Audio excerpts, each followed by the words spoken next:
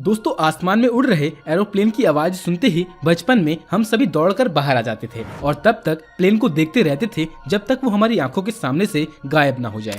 और एक आज का वक्त है जब एरोप्लेन से सफर करना बहुत ही आम बात हो गई है। लेकिन दोस्तों हवाई जहाज से जुड़े ऐसे कई सवाल हैं जो आज भी हमारे दिमाग में घूमते रहते हैं। जहां एक पेड़ का हल्का सा पत्ता हवा में कुछ देर नहीं उड़ पाता तो आखिर कैसे ये हजारों टन के एरोप्लेन्स इतने सारे पैसेंजर्स को लेके हवा में उड़ जाते हैं, या फिर यूं कहें कि ये टेक ऑफ और लैंडिंग कैसे करते हैं। तो दोस्तों अगर आप भी जानना चाहते हैं इन अनोखे सवालों के जवाब तो बने रहिए आज की इस वीडियो के आखिर तक। चलिए वीडियो को शुरू करते हैं। दोस्तों इन सब बातों को जानने से पहले जरा एक नजर डाल लेते हैं एरोप्लेन्स के इतिहास पे। सबसे पहले अगर किसी व्यक्ति के दिमाग में ये आया था कि हम इंसान भी किसी चीज के माध्यम से उड़ सकते हैं तो वे व्यक्ति थे आर्किटस, जो कि आज से 1400 साल पुराने व्यक्ति थे।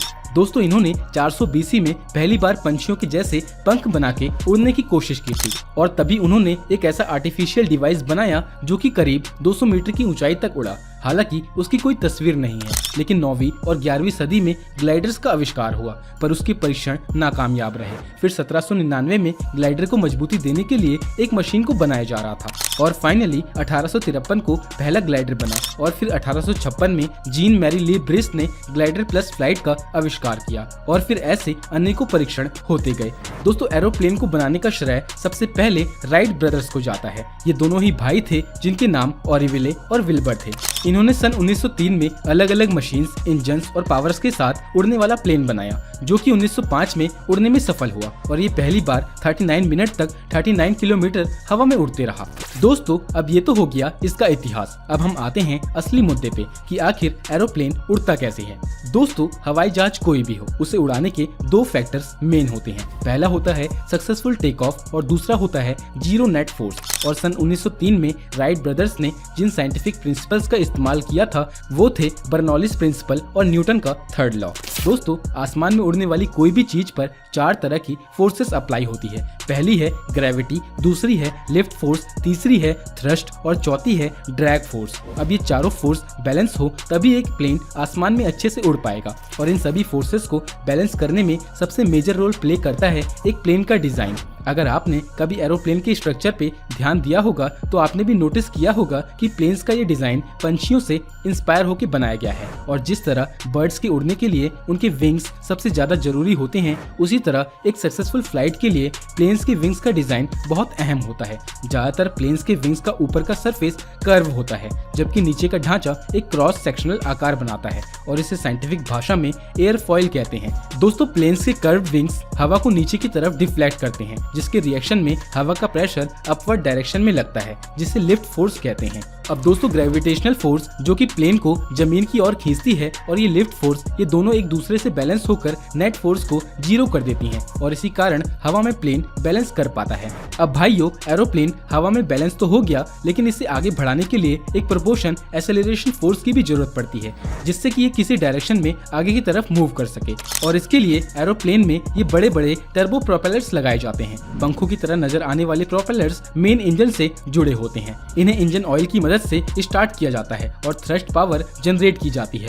और भाइयों मैं यहाँ पे आपको ये भी बता दूं कि पहले जहाँ सभी प्लेन्स में सिर्फ एक ही तरह के टर्बो प्रोपेलर्स इंजन हुआ करते थे वहीं अब मार्केट में 3 तरह के इंजन्स मौजूद हैं जिनका नाम है टर्बो जेट, टर्बो क्रॉप और टर्बो फैन।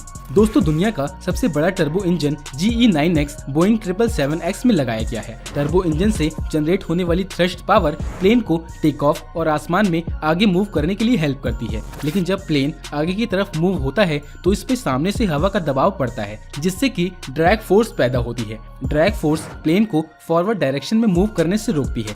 इसीलिए दोस्तों ज्यादातर प्लेन्स को 33,000 से 41,000 फीट की ऊंचाई पे उड़ाया जाता है क्योंकि इतनी ऊपर हवा थोड़ी पतली होती है जो कम ड्रैग फोर्स पैदा करती है। वहीं ड्रैग फोर्स के इफेक्ट को कम करने के लिए प्लेन का एरोडायनेमिक डिजाइन भी बहुत काम आता है। दोस्तों मॉडर्न एयरक्राफ्ट के विंग्स हाईली मॉडिफाइड होते हैं और कई पार्ट्स में बढ़ जाते हैं और साथ ही विंग्स के इन पार्ट्स को जरूरत के हिसाब से फोल्ड और अनफोल्ड किया जाता है जो कि ड्रैग फोर्स और लिफ्ट फोर्स को बढ़ाने और कम करने के काम आता है। और भाइयों प्लेन को आसमान में उड़ने के लिए एक पावरफुल टेक ऑफ की भी जरूरत होती है जिसमें आसमान के मुकाबले ज्यादा थ्रस्ट और लिफ्ट फोर्स लगती है और इसी वजह से टेक ऑफ के वक्त विंग्स के इन फ्लैप और स्लाइडर्स को नीचे की तरफ एक्सटेंड कर दिया जाता है, जिससे विंग्स का सरफेस एरिया और कर्वेचर बढ़ जाता है और ज्यादा हवा डिफ्लेक्ट होने लगती है।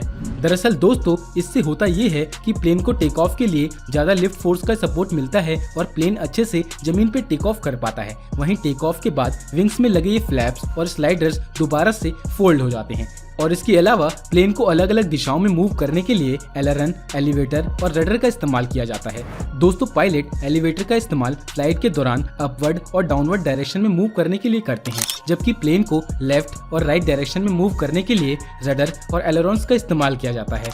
और वहीं लैंडिंग के वक्त स्पॉयलर्स का भी इस्तेमाल किया जाता है। लैंडिंग के वक्त स्पॉयलर्स की वजह से ही ड्रैग फोर्स बढ़ जाता है और लिफ्ट फोर्स कम हो जाता है, जिससे कि प्लेन नीचे की तरफ आने लगता है और आखिर में प्लेन की सेफ लैंडिंग के लिए लैंडिंग गियर को भी बाहर निकाला जाता है, जो कि प्लेन की हाई ड्रैग पावर को सरफेस की फ्रिक्शन से कंट्रोल करने में मदद करता है। और भाइयों, इस तरह प्लेन के टेक ऑफ से लेकर आसमान में उड़ने और फिर लैंड करने तक का सफर पूरा होता है। अब दोस्तों, आपने गौर किया होगा कि पहले की एरोप्लेन की खिड़कियां स्क्वायर शेप में होती थी, लेकिन ऐसी शेप होने की वजह से प्लेन की खिड़कियों पर हवा का दबाव किसी भी और पार्ट के मुकाबले 2 से 3 गुना ज्यादा पड़ता था और इसी वजह से 20वीं सदी में कई प्लेन्स क्रैश हो गए थे, जिसके बाद 1950 में प्लेन्स की विंडो का शेप स्क्वायर से राउंड या फिर ओवल में कर दिया गया। अब दोस्तों, आप ये जानते हैं कि आखिर क्यों प्लेन की खिड़कियां ओवल और राउंड शेप में होती है।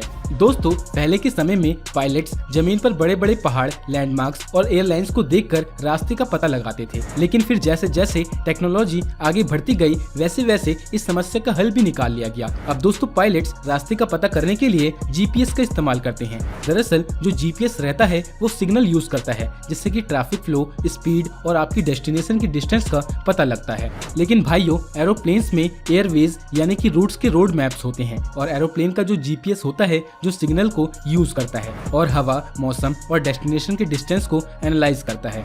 और ये सारी इंफॉर्मेशन रहती है एक ब्लैक बॉक्स में, जिसमें सारा रेफरेंस सिस्टम डाटा और रेडियो नेविगेशन सिग्नल शामिल रहते हैं, जिससे जो एरोप्लेन्स होते हैं वो एयरवेज यूज करके अपनी डेस्टिनेशन तक पहुंचते हैं। दोस्तों, आपके ज्ञान को बढ़ाने के लिए बता दूं कि ब्लैक बॉक्स को एयरक्राफ्ट नेविगेशन का ब्रेन बोला जाता है, क्योंकि ये बहुत ही ज्यादा इंपॉर्टेंट रोल प्ले करता है एरोप्लेन को रास्ता दिखाने में। एक बार जब रूट डिसाइड हो जाता है तो सारी इंफॉर्मेशन को फ्लाइट मैनेजमेंट सिस्टम यानी कि एफएमएस में भर दिया जाता है। अब जो एफएमएस होते हैं वो बहुत सारी सिग्नल यूज करते हैं, जिससे कि एयरक्राफ्ट की पोजीशन मेंटेन होती है और एयरक्राफ्ट अपनी डेस्टिनेशन तक पहुंचता है। और वो 2 सिग्नल्स के नाम हैं रेडियो एड्स और ग्लोबल पोजीशनिंग सिस्टम, जिसको हम जीपीएस के नाम से भी जानते हैं। तो दोस्तों, बस आज के इस वीडियो में इतना ही। अगर आपको ये वीडियो पसंद आई हो तो इस वीडियो को लाइक करें और साथ ही साथ अपने दोस्त और परिवार वालों के साथ शेयर भी जरूर करें। और आगे भी ऐसी इंटरेस्टिंग वीडियोस देखने के लिए आपकी अपने चैनल अननोन फैक्ट्स हिंदी को सब्सक्राइब करके घंटे को दबा दो। अब चलिए मिलते हैं अगली वीडियो में।